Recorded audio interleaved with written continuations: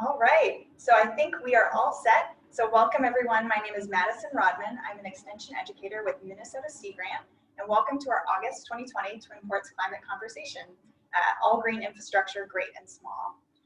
Today's meeting is brought to you by a variety of individuals and organizations on our Twin Ports Climate Conversation Planning Team, and they included the 1854 Treaty Authority, the Minnesota Lake Superior Coastal Program with the Minnesota DNR, Minnesota Sea Grant, the Northern Institute of Applied Climate Science, NOAA's Office of Coastal Management, and Wisconsin Sea Grant.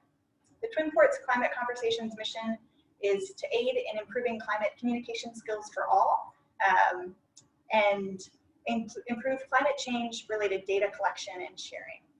We also help to motivate and support community-based adaptation projects and increase the climate change conversation in more sectors to broaden our impact together. So today, again, our presentation is All Green Infrastructure, Great and Small, and we invite you to use the chat box whenever you need to reach us for technical questions or for any comments you may have. And I will pass it over to our facilitators today, Tiffany Sprague and Andrea Krause. With that, take it away.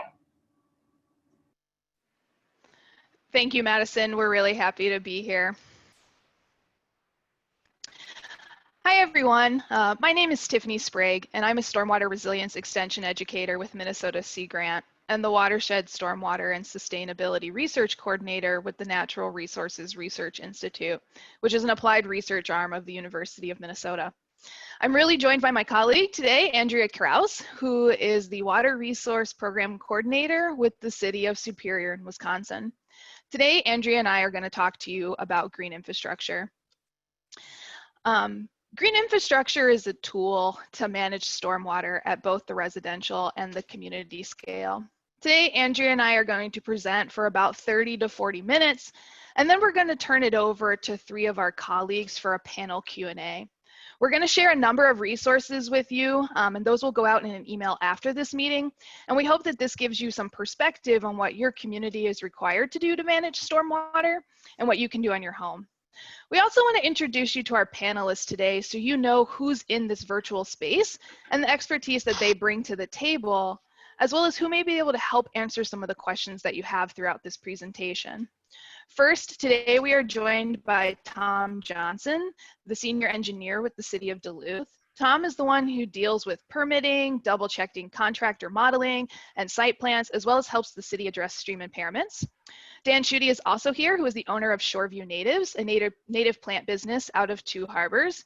Dan uses native plants as a way to not only benefit pollinators and improve curb appeal, but he also uses it to help control excess runoff of water and nutrients. Aaron Anderson Wentz is a senior water resource engineer with Bar Engineering.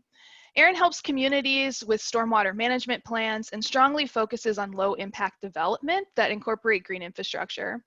Not too long ago, Aaron actually helped to develop a pretty awesome green infrastructure site plan for the Miller Hill Mall here located in Duluth.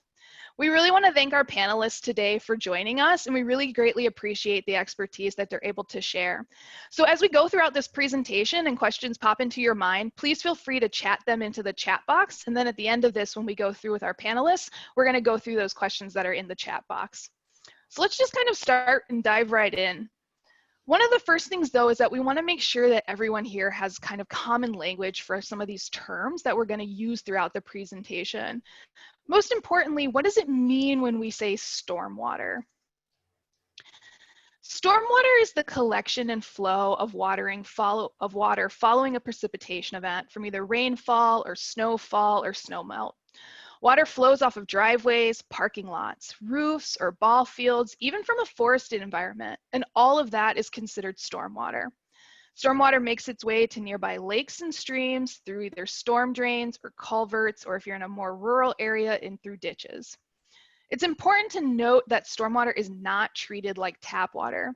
So really anything on the ground is fair game for stormwater to pick up and take along with it to its nearby receiving body of water.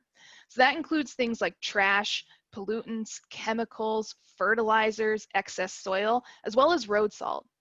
So you can really imagine that really trying to manage stormwater is already a pretty big task in itself. And then when you add this other large variable on top of it, such as climate, then you can see that there's a lot of challenges. Climate variables such as rain and snow patterns, growing seasons, seasonal temperatures impact how we already manage stormwater and how effective those management practices are at curbing pollution or slowing the flow of water. We've already seen that more frequent large storm events, increases in flooding, earlier ice out dates, and warmer winter temperatures. We also know that the future doesn't seem too optimistic either.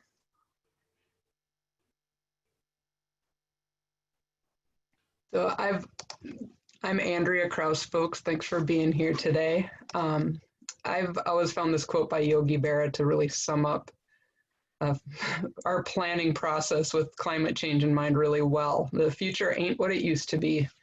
Some of you might recognize this table from Kenny Blumenfeld of the Minnesota DNR State Climatology Office. And the data that they've pulled together for our region suggests, as Tiffany said, we're going to be seeing more extreme rain events and a loss of the coldest parts of our winter.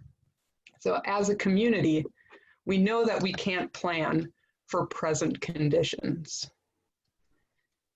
We've certainly experienced this on the ground. As of December 2019, admittedly, I haven't updated all the data since then, we've seen more than 42 consecutive months of rain in the Twin Ports. That's rain in almost every single month of the year for those 42 months. So we have to be prepared not only for a rain event in all seasons, but more fluctuations in our freeze-thaw cycles. And those have a big impact on our storm sewer systems, which can freeze in the winter more than 6 feet deep with ice. And then when they're inundated by surface water during a winter rain event or a melt event and warmer temperatures, that can lead to localized flooding, which then can refreeze and cause other public safety issues. Since 2012, we've had 3 500-year storm events in our region. That's a 500-year storm event is more than 8 inches of rain in a 24-hour period. And in 2018 alone, we had 2 4-inch rain events and another event that dumped 1.5 inches of rain in just an hour. These weather and climatic events affect public safety and quality of life in our region, and so we have to plan for it in a variety of ways. For example, city hazard mitigation plans typically map out which roads might be affected by a 100 and 500-year rain event, so we can see which routes are impassable due to flooding, so we know evacuation routes and how emergency responders can access all parts of our community. While we know there are a lot of management tools in the toolbox that can help build our resilience towards these shifting climatic regimes, in particular, green infrastructure is a tool which attempts to mimic the natural water cycle by increasing water retention times, slowing the flow and volume of water, allowing for more evapotranspiration and infiltration. And it also helps to trap and reduce nutrients and pollutants from moving into nearby water bodies. Those are the issues that can cause things like algal blooms, which can lead to beach closures as well. So we have a poll here. We have some interactive polls. So get ready. Thanks, Madison. So what comes to mind when you think of green infrastructure? This is a kind of click all that apply for you. We'll give you a few seconds here to go through the poll and we'll see kind of what pops up from, oh, awesome, okay.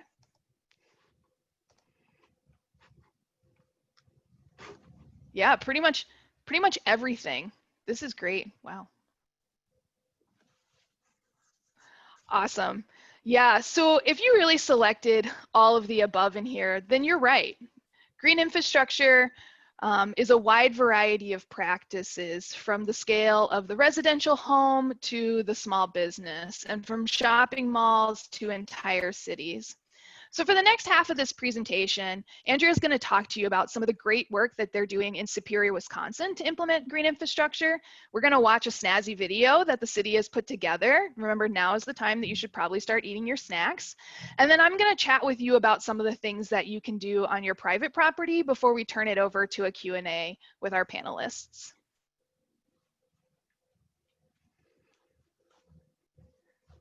So to add some extra complexity to the challenges we face in Superior with managing stormwater infrastructure in a changing climate, Superior is one of 2 communities in Wisconsin with combined sewer districts, and those are shown on this map in green.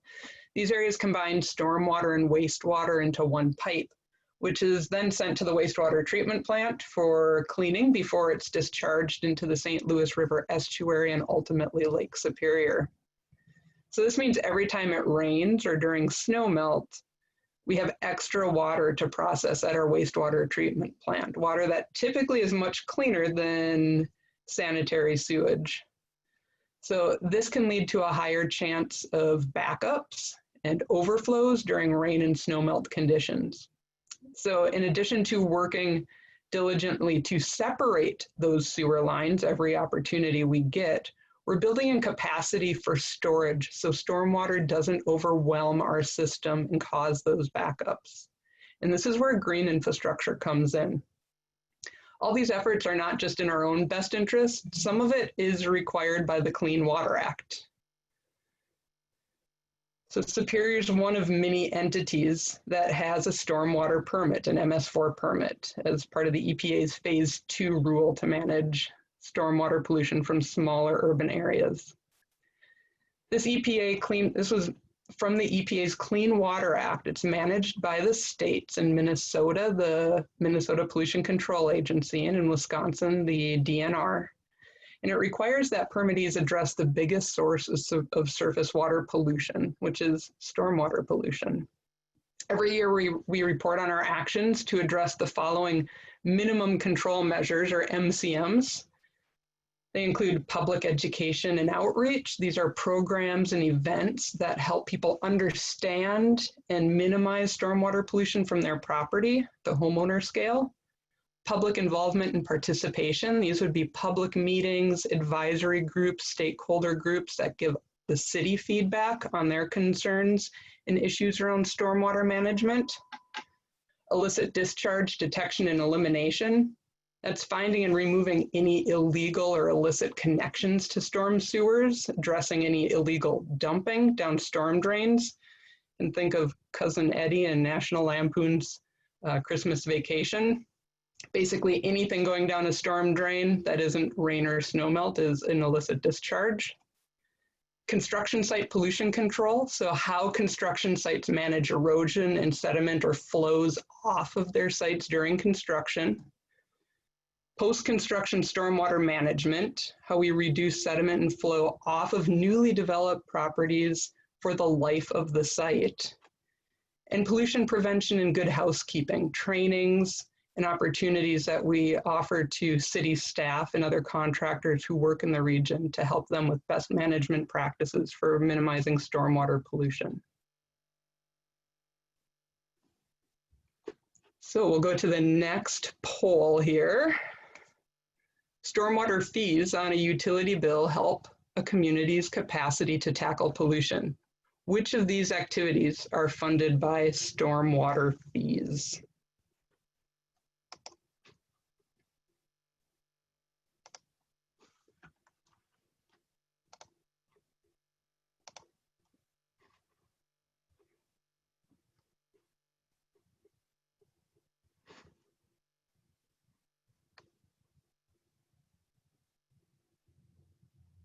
That's great. Yeah. So pretty much all of these are included in those minimum control measures that the city reports on in our annual permit in Wisconsin. It goes to the DNR, as I mentioned, to describe how we address all of these components of managing stormwater.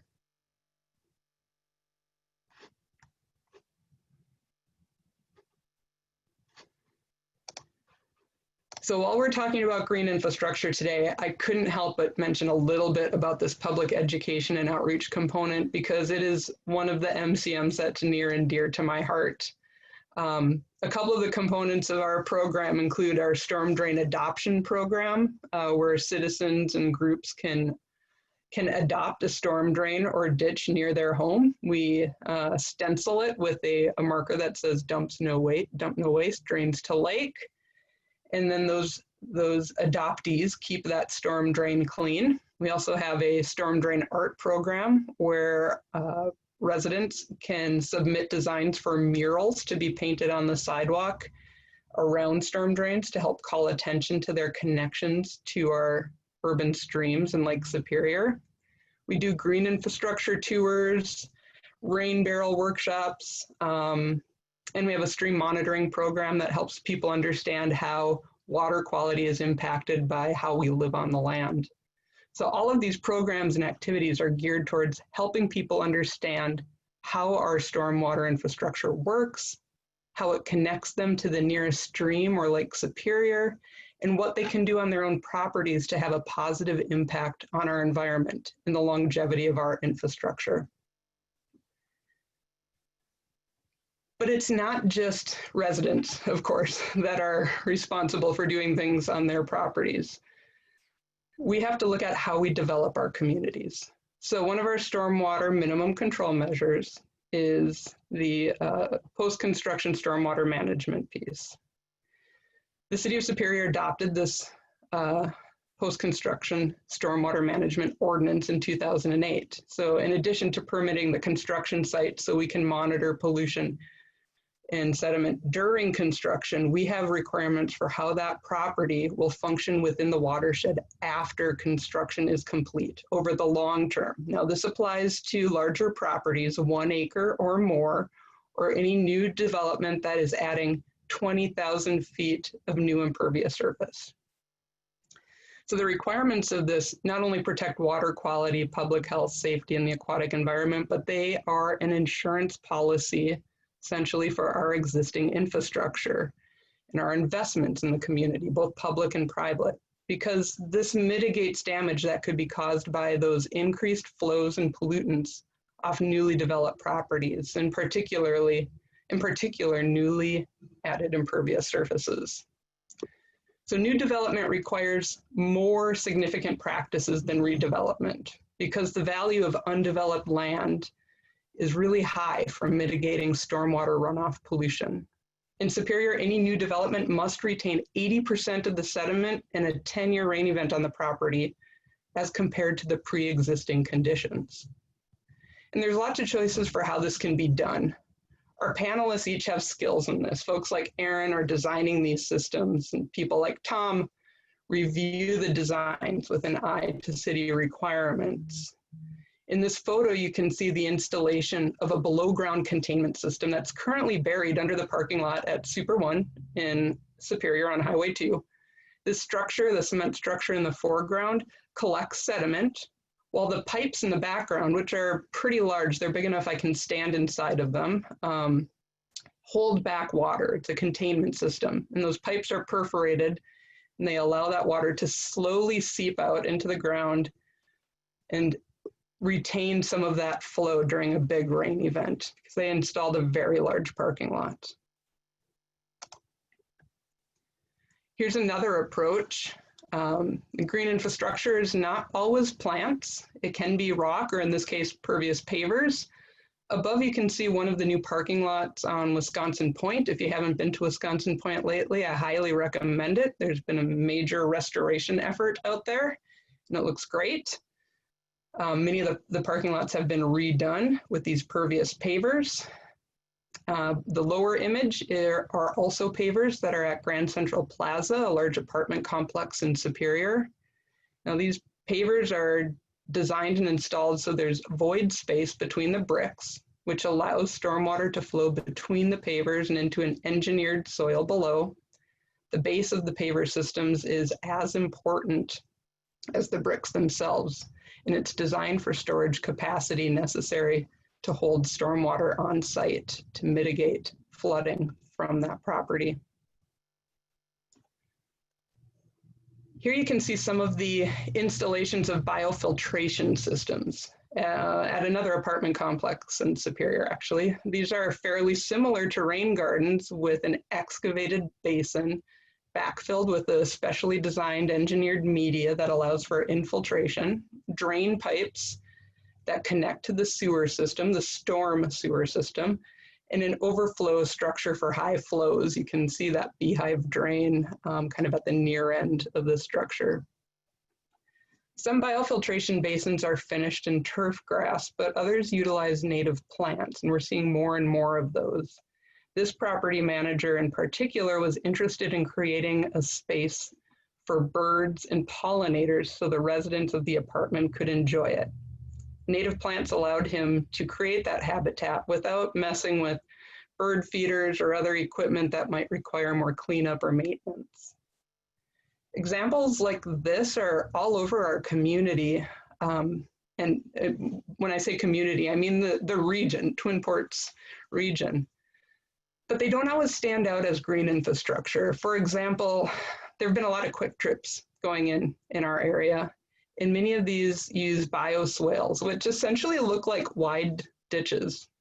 But they're designed with appropriate capacity to contain flows and mitigate sediment offsite. So knowing that that ditch with flow from a parking lot is actually doing something is kind of important to understand how we're developing with an eye to the future and containing these flows.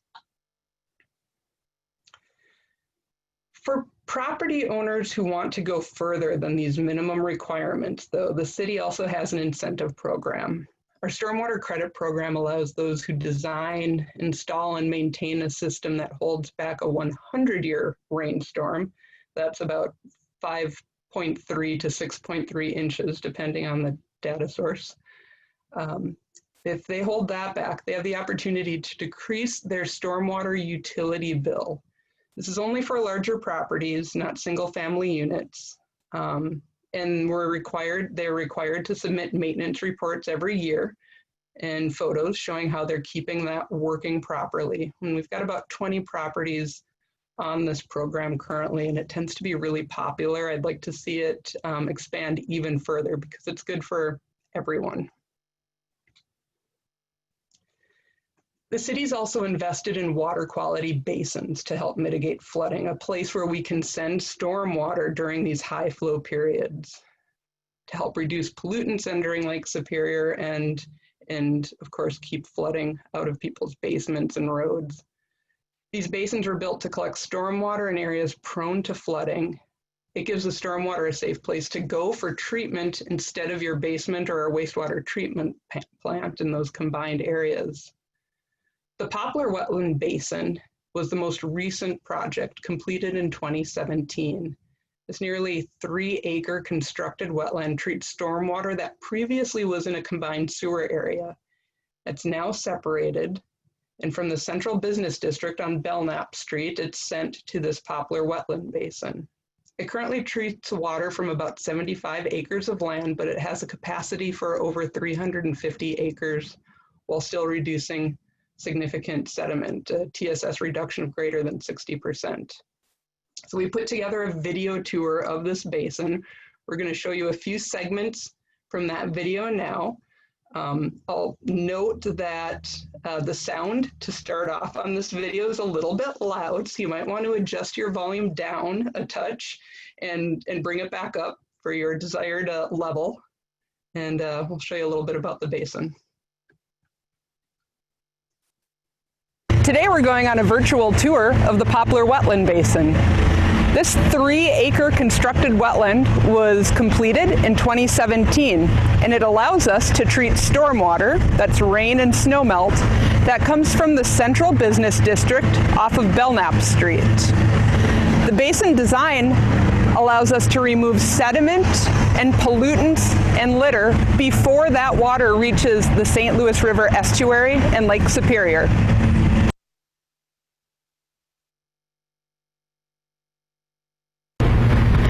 Not only do wetlands help us clean stormwater, but they also provide valuable green space and habitat for plants, beneficial insects, and wildlife. And here at the Poplar Wetland Basin, we've created a green space in the middle of a very urban area of town for residents and visitors to enjoy and get close to that wildlife.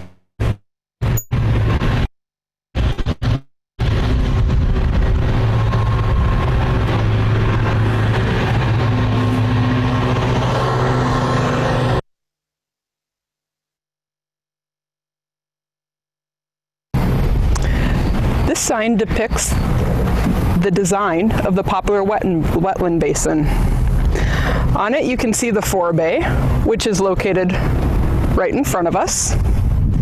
The forebay is where that first flush of stormwater enters the basin and where some of the most pollutant-loaded stormwater is first collected and allowed to settle out.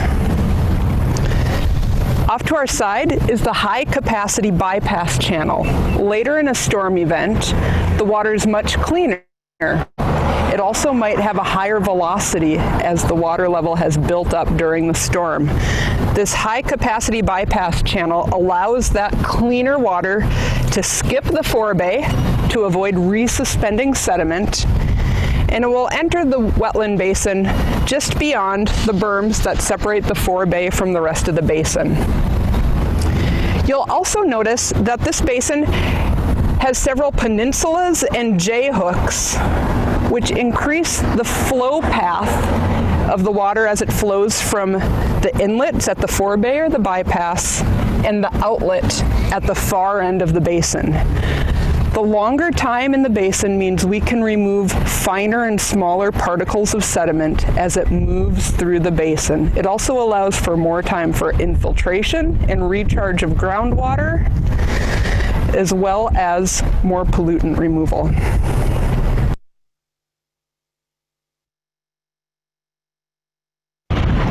Stormwater, rain, or snowmelt is one of the biggest sources of pollution to our local water bodies.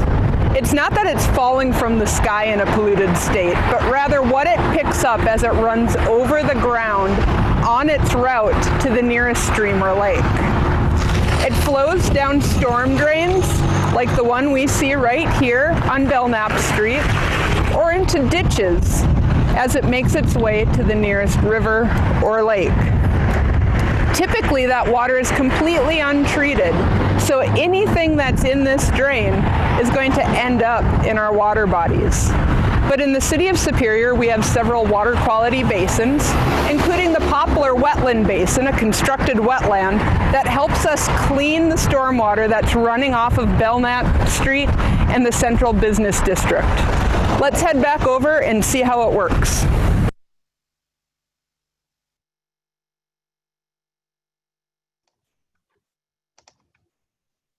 We'll share a link for this video so you can get all the fine details of the basin and probably watch it in a slightly smoother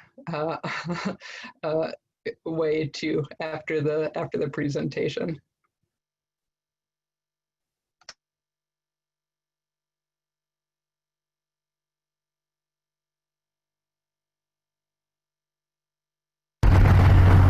Behind me is Howard's Bay, also known as Howard's Pocket. After the water leaves the Poplar Wetland Basin, it flows into this area and then the Lake Superior estuary, ultimately entering Lake Superior. Its practices and structures like the Poplar Wetland Basin and other stormwater best management practices that help us keep Lake Superior and the estuary clean. In addition to the water quality benefits, the Poplar Wetland Basin creates a beautiful green space in the middle of an urban part of Superior, Wisconsin. We invite you to come down and visit this space, go for a walk, enjoy the paths, learn about the basin and wetlands and native plants by viewing the interpretive signs, even bring a picnic and sit at one of the benches. Thanks for joining us today.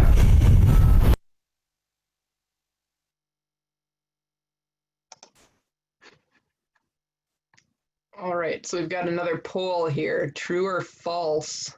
Wetlands' sole purpose in ecosystems are to be a breeding hotbed for mosquitoes.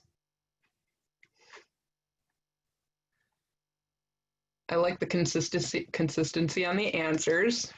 Yeah, wetlands have been hugely important in mitigating stormwater runoff. The capacity in a wetland is just massive, especially if you were to, I think there was somebody at the EPA, Tom Hollenhorst, did a look at how many rain barrels it would take to replace a loss of a multiple acre wetland in the headwaters of one of the Duluth streams. And it was, I don't remember the exact numbers, but it was a massive number of rain barrels. They're very important.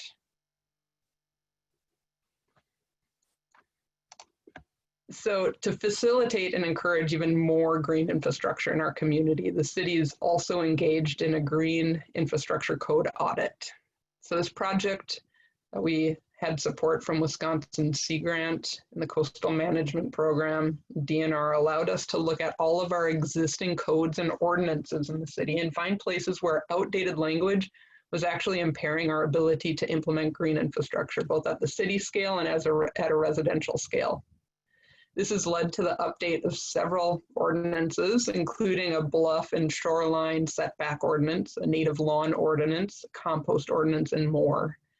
So climate change might be motivating some of these updates or putting pressure on us to make these changes, but we know that the city can't manage stormwater pollution alone. It's big, it's complex, the challenges that we're facing. And so we need collaborations between big and small properties, public and private, to really make a difference. So with that, we'll look at some homeowner scaled green infrastructure options. Thanks, Andrea. It's really inspiring to see the great work that's happening in the city of Superior right now and all the great work that they're doing to not only install, but also promote the use of green infrastructure. So we wanted to also take some time today to discuss what some of those green infrastructure and stormwater management practices for your yard or a small business property could look like. I just want to note, though, that with our short time today, we are not by any stretch of the imagination going to have enough time to discuss every single practice that you could possibly do or really go into detail on any one practice. Our goal here is to just kind of give you the overall flavor of options that are out there for you. And then again, we're going to provide a resource sheet. So if you want to take a deeper dive into any one of those practices, or that would be a good time to maybe quiz some of our panelists, we'll have those options for you as well. So let's just kind of dive right into it.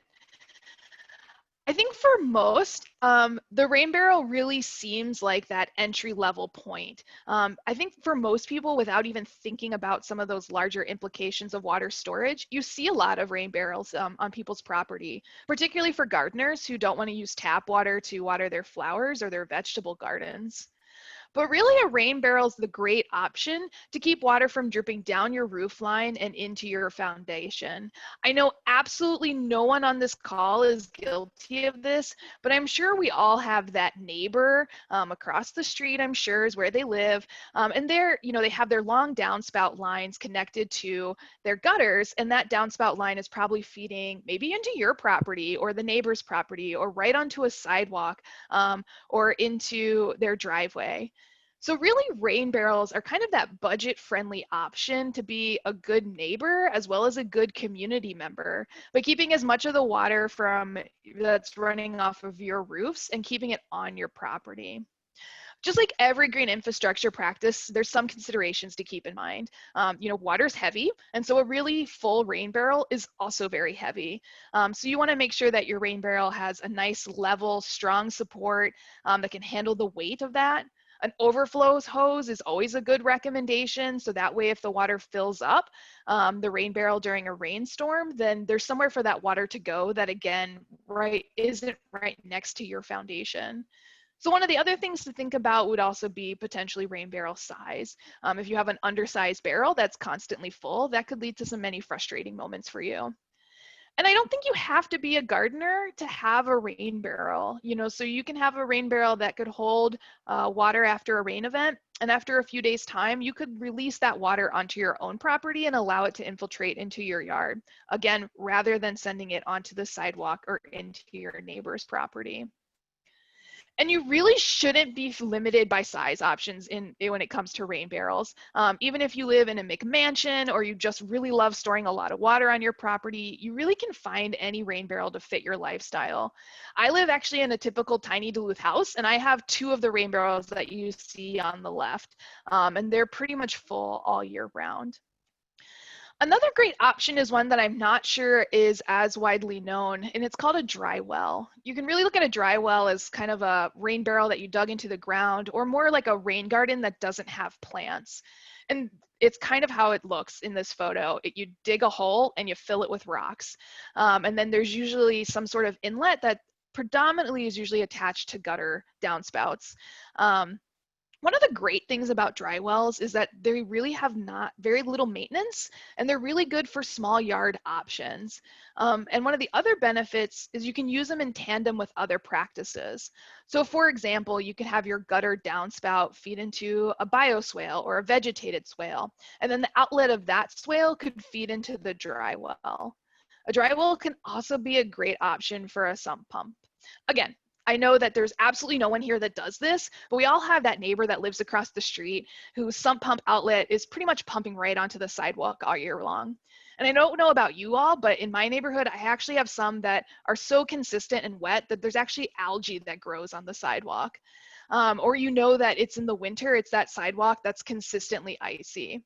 But imagine if that neighbor had their sump pump going into that dry well. Again, with all of these practices, there's some things to think about. In particular with this practice, keeping that dry well away from your foundation at least a minimum of 10 feet. So that way you don't actually cause an issue of holding water against any sort of building, as well as thinking through what size hole you would need to address the drainage area that you're looking to drain. And again, we're gonna provide you resources that would allow you to do soil infiltration tests on your property that would help you try to understand the size of the dry well hole versus the roof size. I think though when a lot of people think about a green infrastructure practice for their home, I think that immediate thought or that image that comes to mind is a rain garden. And for some, a rain garden feels like a really great entry point. And for many others, including myself, that feels completely overwhelming. And when you think about a bioswale, they're kind of like the rain garden cousin. They behave very similarly to a rain garden. They're just kind of more in that ditch or channel format. One of the things that we've noticed though is that a rain garden and a bioswale is not the same as just a strict native planting. So while it's strongly encouraged that you would plant a rain garden or a bioswale with native plantings, a classic native planting usually does not involve ground excavation, consideration of how you're going to slope or armor an inlet. So depending on your property or your skill and comfort level, what your goals are, and where you need to control water on your property, a native garden could be a really great option. And then just as a reminder, we do have a panelist today who is an expert in native gardens. So if that's something that you're thinking about, I highly encourage you to reach out in the chat box. So since we have a panelist that knows a lot about native gardens, I'm going to dive a little bit more into rain gardens and bioswales. So rain gardens really are one of those practices that you can get really intense when you think about design or engineering, or honestly, you can kind of keep it pretty low key. I think it really depends on what your skills and interest level are. In general though, a rain garden is a slightly depressed area in the ground that collects runoff, and then it uses native plants to filter the pollutants and infiltrate water. One of the main considerations with a rain garden is how you want to feed that rain garden. Is that from a pipe, a downspout, a sump pump? Is that the outlet of a bioswale? Or are you just trying to capture overland flow, maybe off your driveway? Regardless though, one of the largest misconceptions with rain gardens is to place it in the area where your yard is already a muddy pit mess. You don't want to do that. If you dig up the area that's already probably a pond in your yard, you're just going to really make a true pond, and a few native plants are not going to be able to address those issues. So when you think about your entire property, you want to think about how the water flows throughout that entire property. And with the rain garden, try to intercept that water before it hits that ponding area. Again, with almost all of these in-ground practices, and especially for those of us living in northern Minnesota, you will have to think about soil amendments, and you will probably need to do an infiltration test to understand the degree and how thick those soil amendments need to be to actually allow for infiltration of water. As we all know, one of the great benefits with rain gardens is that it has that native garden aspect, which provides the pollinator habitat, wildlife habitat, as well as pretty flowers. Again, more resources will be provided if you want to take a deeper dive. Bioswales are also known as vegetated swales, and they're kind of like rain garden ditches. But unlike a rain garden, you want to consider placing a bioswale in areas where water is actually moving through. Again, water moving through an area is still a little different than water being stagnant or ponding in an area. But if you have a flow path already on your property, that's a really great place to think about a bioswale. And with a lot of these other green infrastructure practices, a bioswale is one of those practices that can really go in tandem and pair really well with other practices. That image you see at the bottom of the screen is a check dam, and that can be kind of an enhanced feature that you could add into a bioswale. For lack of better words, essentially it's piles of rocks that you would space throughout that bioswale that allows the water to pond behind those rocks, increasing that detention time, which also ultimately increases the amount of infiltration you would get. Again, you would need to do infiltration tests to kind of understand what that would look like.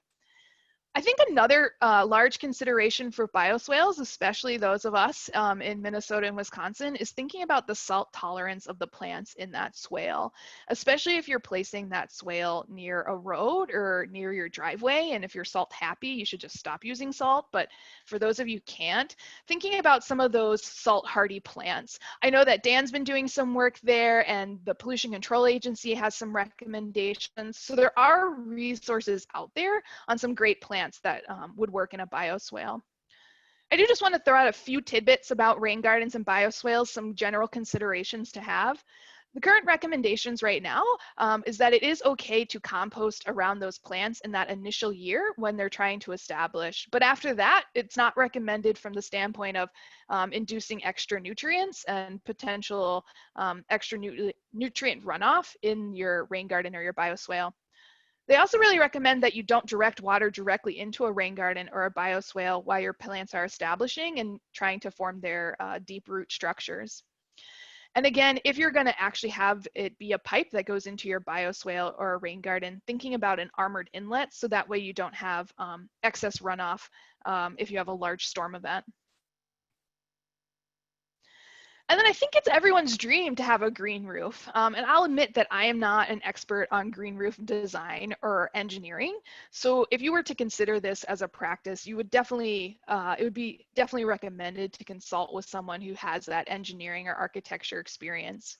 But I think one of the largest misconceptions with green roofs is that you need a flat roof to do a green roof. And that's just not true.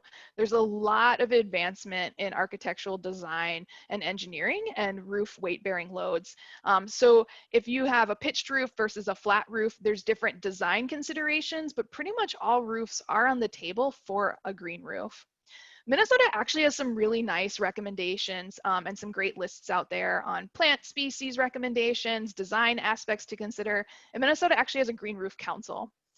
I would say though that in general, if you have large water management issues on your property, the green roof is probably not the starting point that you're looking for. I think a lot of people look to a green roof as more this kind of bonus add, but not the place to go if water is a huge issue.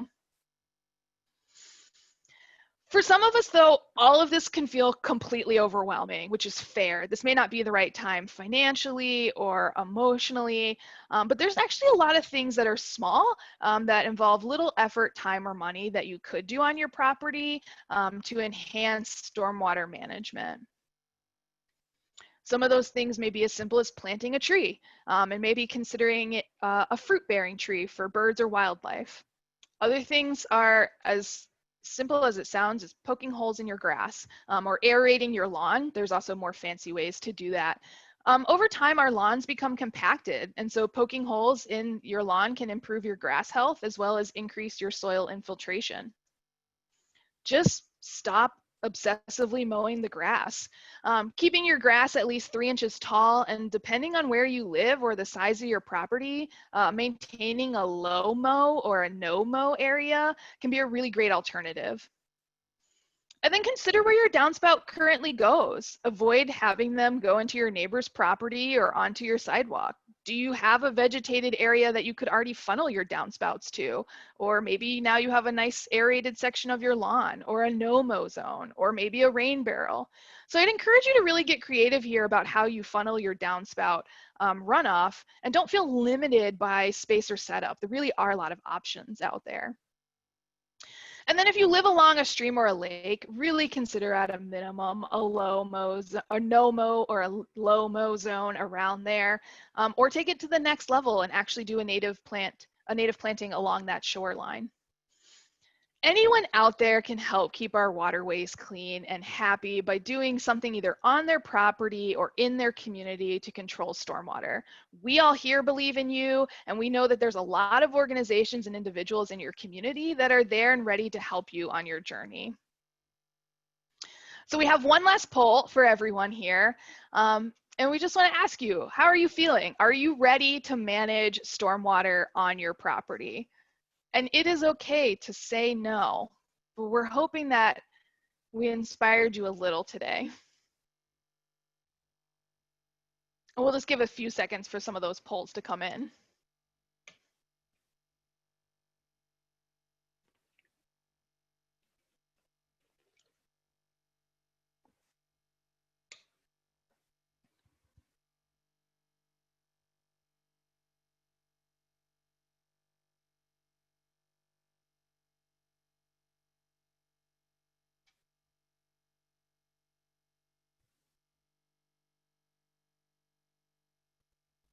Great, excellent. Let me share these results.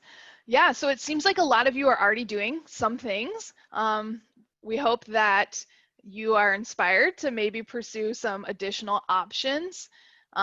Seems a few of us may still be a little scared, and we completely understand that.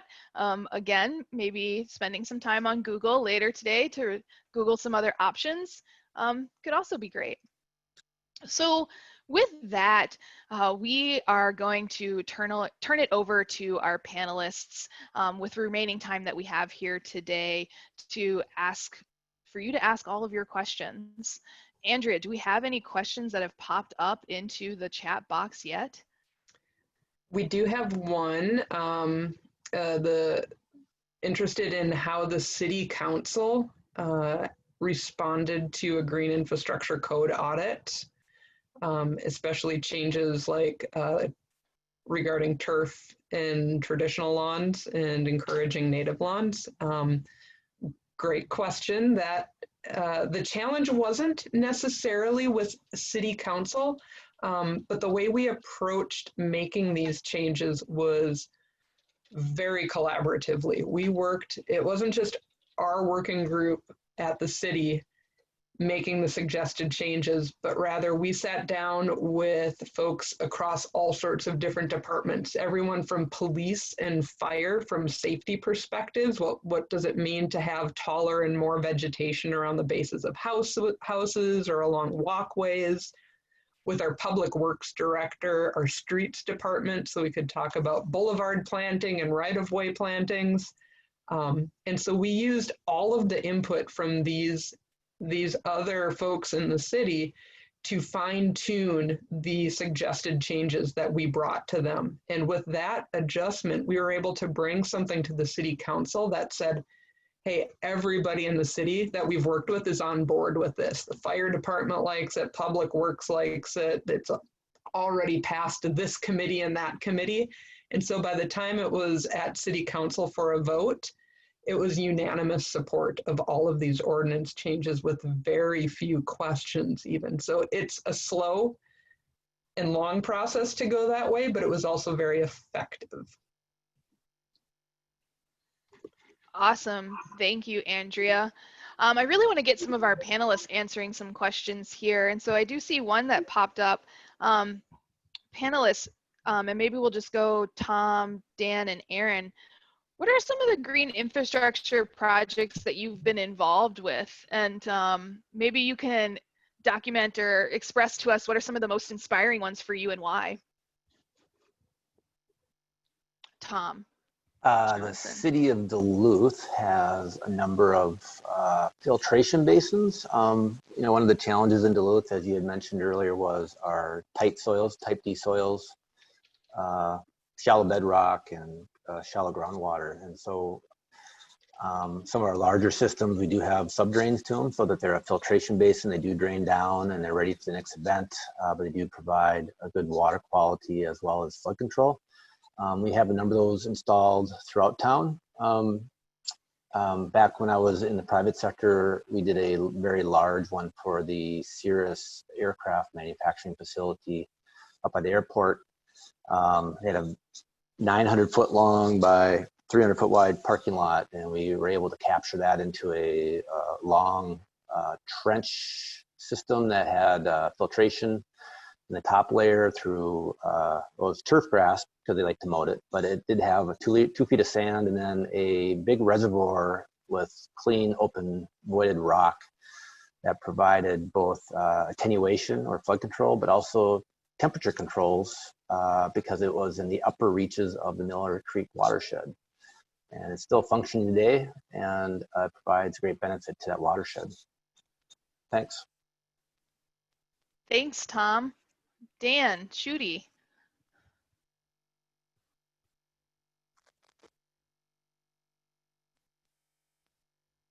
Uh-oh. Oh.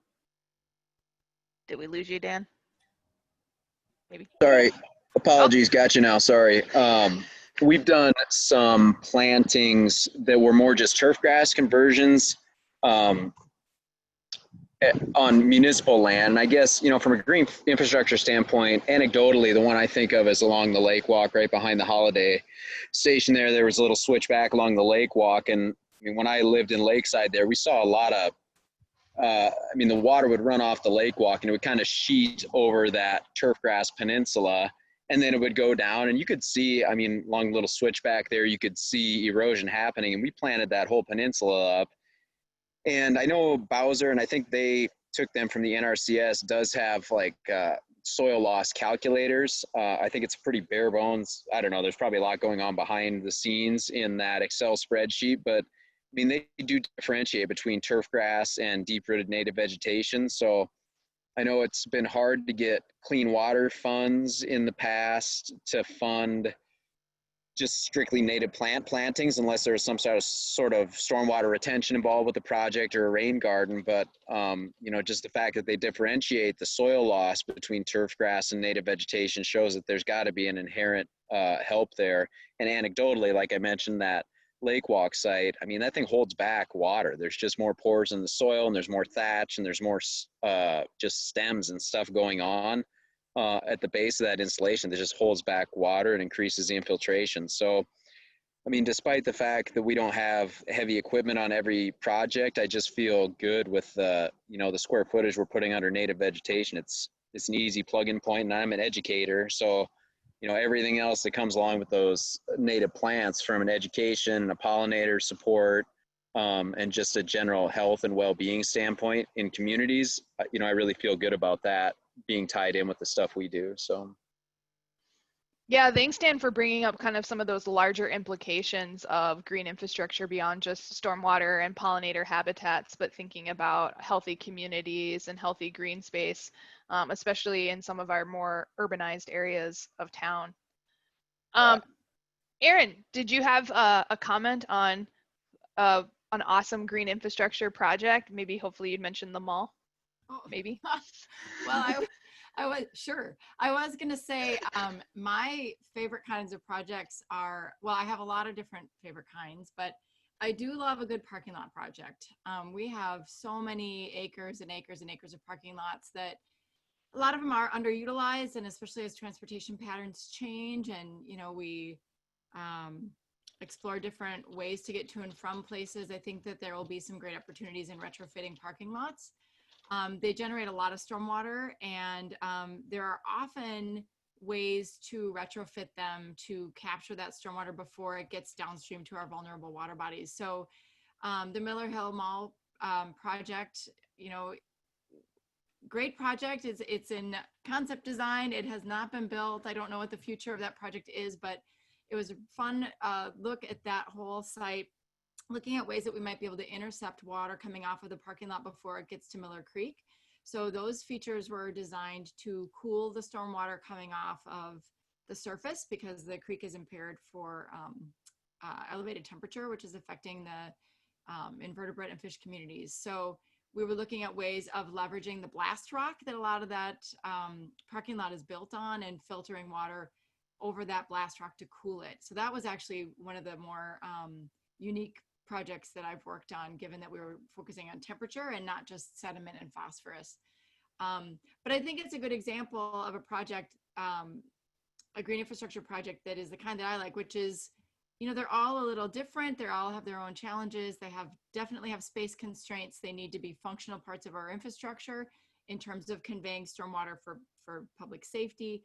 They also need to be safe places to park and for people to walk from their cars to a shopping mall and back. So I love a good urban retrofit, especially in parking lots, because there's usually places to tuck rain gardens or tree trenches, things like that. I think that project is also a good example of the challenge of a very large scale green infrastructure project on private property. These things are very expensive and it can be very hard to find funding. So clever combinations of grant resources where applicable, private money and public money together can really pull off some wonderful projects. We did do a large scale mall project in Maplewood, Minnesota, where we retrofitted 35 acres of parking lot with tree trenches and rain gardens. And that one was a great fun example of one that did get built.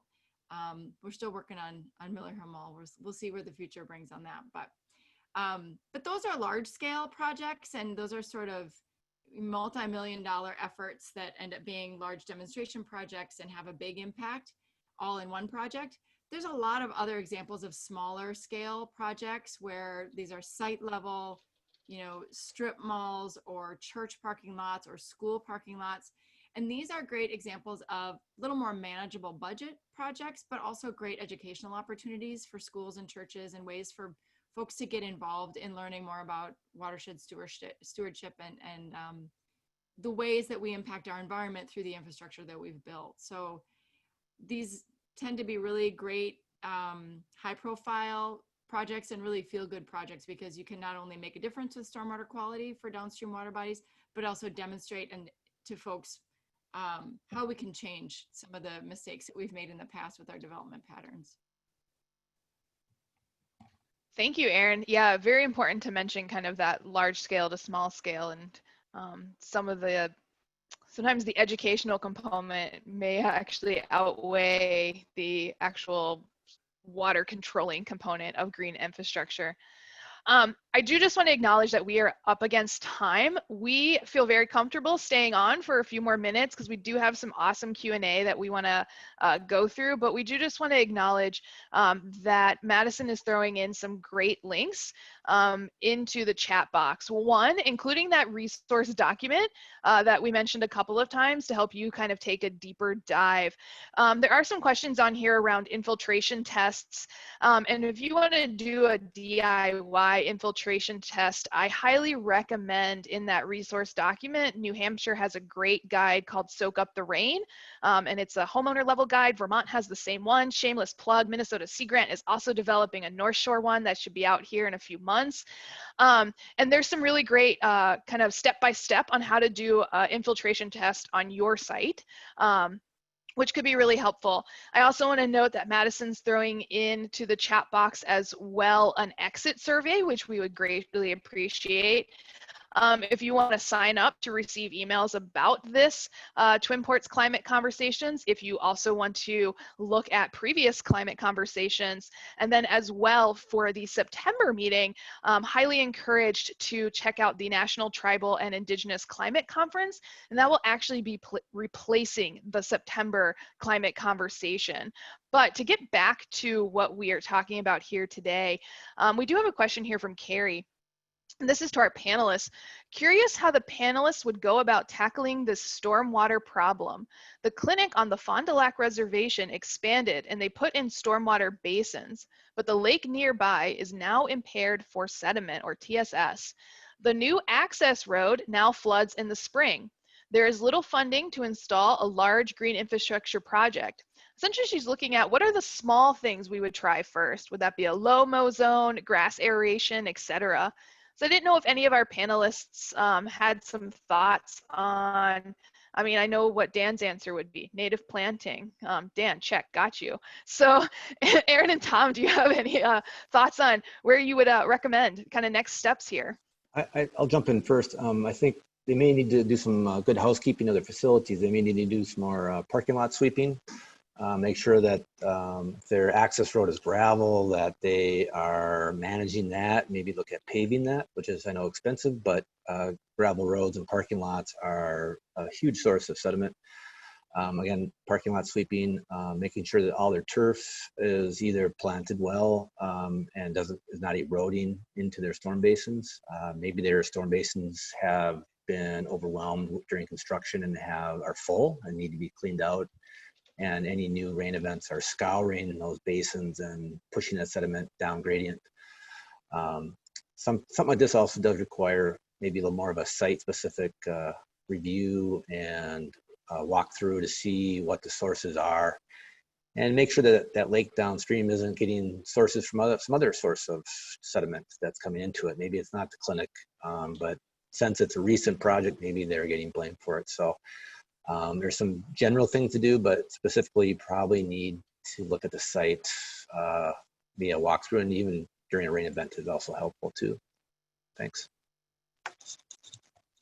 Really interesting suggestion, Tom. You know, one of the things we didn't talk about here is kind of the maintenance housekeeping things that you can do to keep our water clean. You know, we talked about all the things you can build, but we didn't necessarily talk about once you install a bioswale, maintaining that bioswale, or once you install a parking lot, sweeping the parking lot to reduce some of that sediment runoff, as well as cleaning out a dry well or an infiltration trench, or pervious pavers need routine maintenance as well, which I'm sure they're experiencing in Superior and in Duluth with the volume of pervious pavers kind of out and about.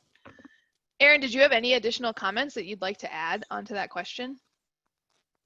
Tom took all my good answers. Okay, perfect.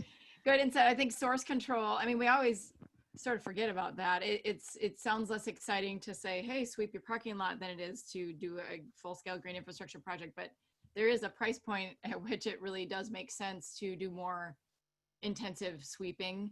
And as far as like a site level review, what the kinds of things that I would look for, and I think the things that Tom was referring to, is what are the drainage patterns across that site? Where is the water coming from? When we talk about low-mow and aerating soils, that assumes that there's part of the problem is erosion from turfed areas. So if that's the case, that could be a very good thing to do. It could also be that it's coming off of the parking lot and the ponds are getting overwhelmed, resuspension is happening, in which case, I know I would be looking to see, are there green spaces on the sides that we could depress to collect a little bit more of that stormwater before it gets to the ponds, things like that. But that's really a more site level assessment of where's the water going. But maybe that's one way to start thinking about it. Where's the water going, and is there erosion happening? And if so, that needs to be stabilized. Thank you. I do just want to throw out one thing, since we did talk about a larger site. So let's just throw in one question or comment here about smaller sites. Dan says, this is awesome what Superior did for their ordinances. I get a lot of questions from landowners on what is the potential repercussion of having a planted boulevard or wide right of way. It'd be great to be able to tell them it is allowed and encouraged. Maybe that's a Andrea Kraus and probably a Tom Johnson and Erin comment as well, on maybe City of Superior versus Wisconsin on some of those. Sure, I'll just say the brief answer is that it's allowed. I would be hard pressed to say it's encouraged.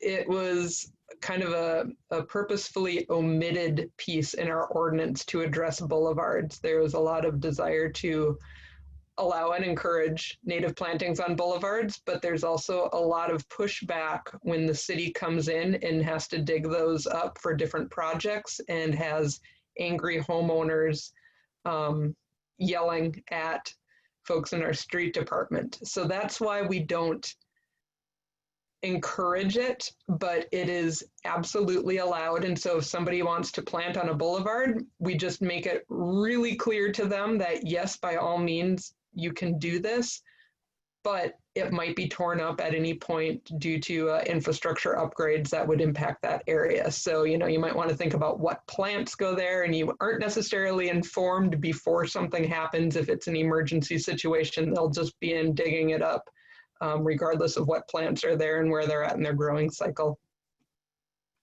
This is Dan Schutte. We've had pretty good conversations with just what Andrea is talking about on recent streets that have recently been redone. We've done a few projects where it just made sense. You know, they also had that in mind. So it was just a timing thing. And then we're doing a project in Two Harbors now, and they know the street schedule. I mean, usually the departments post that ahead. So we're doing this section right now because that tree got done, and then we're going around the corner and we'll do that in 3 years once it gets done. So yeah, that's a good point, Andrea. And then the other thing is just, you know, a lot of times on corners, just the site, the visual, you know, can I see around the corner if something's coming? So I mean, there's just good rules of thumbs for plant selection in those, in any time. A view shed is important, whether it's on a lake or a river or a boulevard, you know, if the client wants to see what's around them for whatever reason. Tom Johnson, do you have any great comments for City of Duluth? Well, I'm not sure if the city of Duluth has an ordinance against that. I think sometimes it becomes more of a adjacent neighbor has an issue. They like a golf course type manicured lawn versus maybe a little more natural setting. And so sometimes you get some neighbor issues. I think something's well maintained. I don't think it draws any attention, a negative attention, I should say. I think people should be aware though, when they are in the right of way or even in the yard, when they're planting and digging holes, they should do a utility locate call. There is gas lines in the boulevards within the right of way, fiber optic, telephone, power, a lot of the stuff's buried, and you don't want to find those the hard way. And so I think it's great. I think they look wonderful, and I'd hope that the city encourages it and allows it. I just think people need to make sure it's maintained well, sight lines, as Dan had mentioned, and then also just safety for other utilities that are there. So, thanks. Tom, thank you for bringing that up. Yes, pretty much for any project we mentioned today, maybe besides the rain barrel, you definitely want to call Miss Utility or whatever the current way, 811, to come out and check that. I do want to respect the fact that it is 1:08, and I want to respect that I'm sure now you have a lot of things to Google, and so I don't want to hold you back from your afternoon of doing more research. I will call out Carrie threw in the Lawns to Legumes program, which is run by Bowser. That is in the resource sheet as well. In a synopsis, essentially you can get some funding to do native plantings or green infrastructure projects on your property. We highly recommend that you check it out. I do know some people on this call that have received that and said that it is a very positive program and it was not too difficult to apply for. So I just want to take another moment here to thank all of our panelists today and to thank my co-presenter Andrea and Madison for having us for Twin Ports Climate Conversations. Our emails are in this previous slide. If you'd like to reach out to Andrea and I, we'd be happy to answer any further questions. And we hope that you have a really great Tuesday. Thanks, everyone.